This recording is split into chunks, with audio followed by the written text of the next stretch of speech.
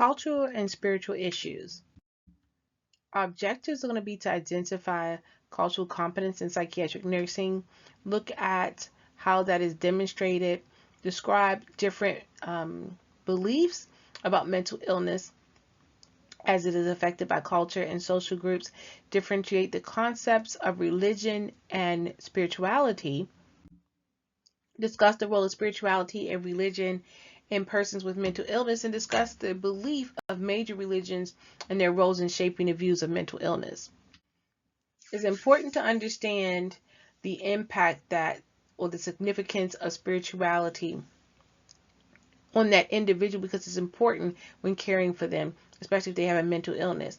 It can define and also shape their experience and influence their willingness to be able to seek care.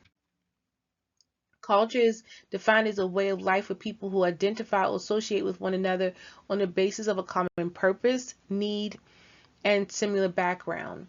It is about learned behaviors from interpersonal transactions that can be socially transmitted through beliefs or values.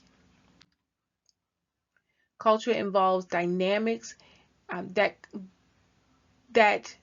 not only influence but also continually change. A culturation, a culturation is a process by which minority groups learn. It's a process by which they adopt selective aspects of that dominant culture that they are immersed in. That change is a result of influence of that new environment. New minorities usually evolve different from your native culture and your dominant cultures. Cultural identity is about having a set of cultural beliefs that one uses as a model for standard behavior.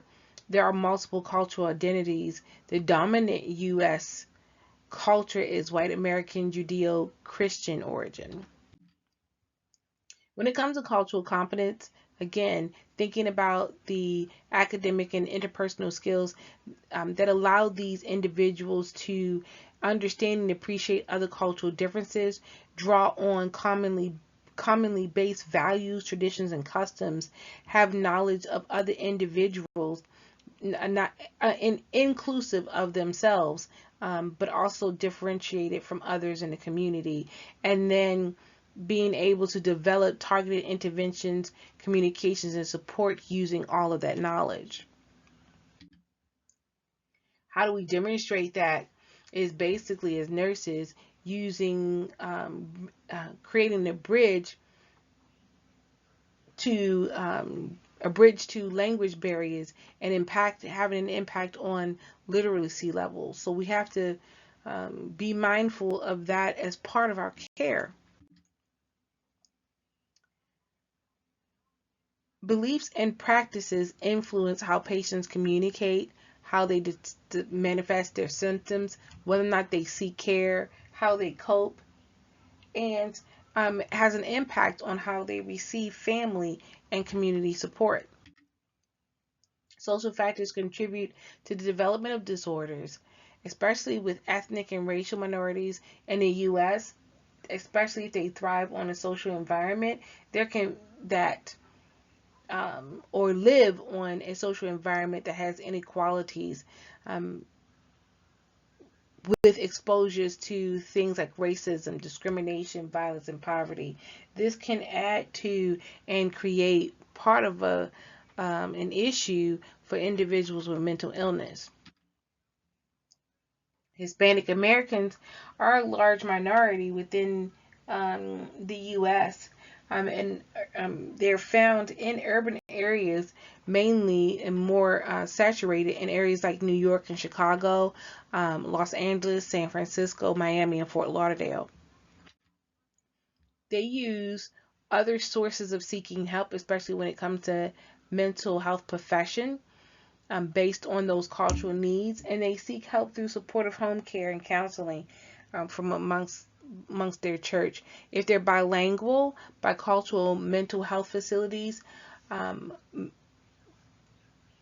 are now becoming more readily available so that they can seek care. African Americans make up a large 12% of the U.S. population. They rely a lot on extensive family networkings, support when it comes to especially childcare, financial assistance, and if they're in crisis, and their older members are treated with great respect.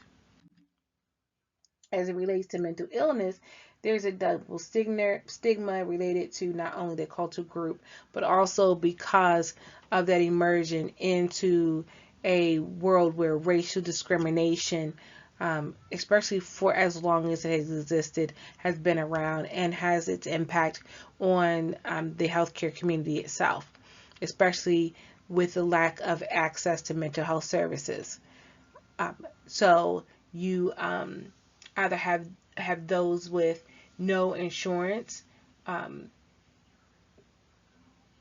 be, even though they're working, but maybe poor, or that jobs don't have that health coverage for them. Another culture found within the U.S. is your Asian American, Polynesian, Pacific Islanders. They make up 4.4% of the population. It's one of the fastest growing minority populations in the U.S. And the Asian culture, um, part of their culture sees mental illness as an embarrassment, and as a result, only 17% of these individuals will actually seek care. Neurasthenia is a cultural bound syndrome. It's identified and characterized as fatigue, weakness, poor concentration, memory loss, irritability, aches and pains, sleep disturbances. Does that sound like anything familiar to you from mental illness? Your older Asian women are your highest suicide rate than all older women 65 years or older within the U.S. Amongst your Pacific Islanders, suicide rates are higher in the native Hawaiian adolescents than other adolescents in Hawaii. Amongst Native Americans, they make up 1% of the population. That number, though, has grown. They have respect and reverence for not only the earth, but also for nature. They have a close connection with spiritual beings and other human beings, and they use a shaman or a medicine man who is a healer that is believed to have these abilities, and also will use herbal medications, healing ceremonies, and feasts as part of their services. Amongst the Native Americans, mental illness varies depending on the tribe. They may be revered as having some type of possession because they're out of balance with nature, and they're very stigmatized. Culture of poverty encapsulates norms and behaviors of those living in poverty. It affects all cultural groups. It creates emotional, financial stress, and can trigger mental problems, whether it be because of having to look for food and shelters, having needing their psychological needs to be met. Dependence on others can lead to anger and aggression. Also, alcohol abuse can be a means of coping. Homeless populations are most at risk of not being able to escape this spiral that happens as it relates to poverty.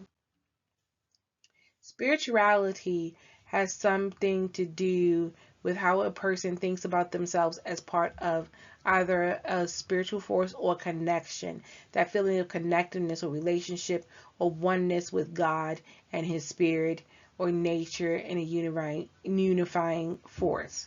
It's a connection to life in a way for individuals to interpret those things that happen, events that happen in their life, whether it be joy, comfort, or guidance.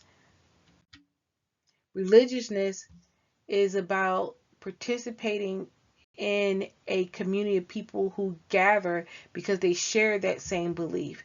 They have a relationship within their family unit because of the religion, but also with the community. When we're doing a cultural assessment, we want to ask things like to what culture do they belong, where were they raised, or if they were raised in an ethnic community, how do they define health, how do they define illness, how do they define good and evil, What would they do to get better if they were physically or mentally ill?